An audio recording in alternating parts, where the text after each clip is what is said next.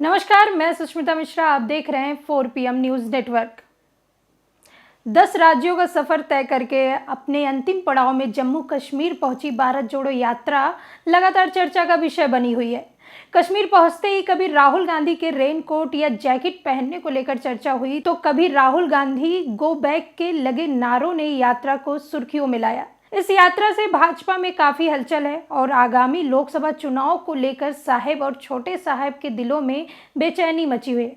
हालांकि भाजपा के साथ साथ उनके कुछ प्रत्यक्ष साथी भी भारत जोड़ो यात्रा पर राजनीति कर रहे हैं। अब कांग्रेस ने भाजपा पर हमला बोलते हुए ओवैसी की AIMIM, अरविंद केजरीवाल की आम आदमी पार्टी और पूर्व कांग्रेस सांसद गुलाम नबी आजाद की डेमोक्रेटिक आजाद पार्टी DAP को भाजपा की B टीम बताया है। कांग्रेस नेता जयराम रमेश ने कहा AIMIM आम आदमी पार्टी और डेमोक्रेटिक आजाद पार्टी DAP बीजेपी की B टीम है। उन्होंने आरोप लगाया कि इन पार्टियों का गठन देश में कांग्रेस का वोट काटने के लिए किया गया है।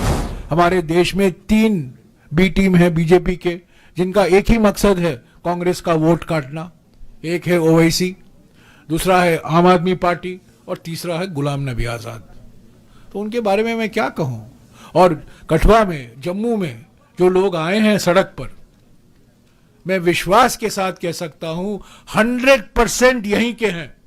कोई पंजाब का नहीं है, कोई हरियाणा का नहीं है, कोई पंजाब का नहीं। वैसे जयराम रमेश का ये बयान कई मायनों में जायज भी लगता है। पिछले साल तक कांग्रेस से राज्यसभा सांसद रहे गुलाम नबी आजाद कांग्रेस के खिलाफ बयानबाजी कर रहे हैं और भाजपा के तलवे चाटने में लगे रहते हैं।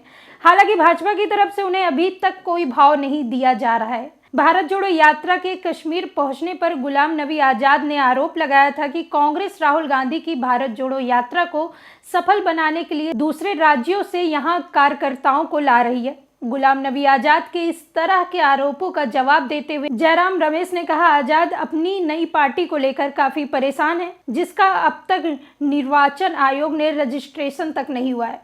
उन्होंने दावा किया कि आजाद की नई पार्टी के कई नेता और कार्यकर्ता कांग्रेस में लौट रहे हैं और आजाद अब केवल डोडा तक सीमित होकर रह गए हैं। उनकी पार्टी का अब तक रजिस्ट्रेशन भी नहीं हो सका है। वह इस बात से काफी परेशान चल रहे हैं। पार्टी रजिस्टर नहीं हो पाया है। उनके सभी नेता और कार्यकर्ता 2 महीने के लीव ऑफ एब्सेंस खत्म होने पर कांग्रेस में वापस आ गए हैं। डोडा तक सीमित हो गया है। डोडा आजाद पार्टी हो गई है DAP। अमित शाह और नरेंद्र मोदी की रणनीति जम्मू एंड कश्मीर में कि आप गुलाम नबी आजाद को भेजो कश्मीर में, कांग्रेस के वोट तोड़ो, वो विफल हो गया है।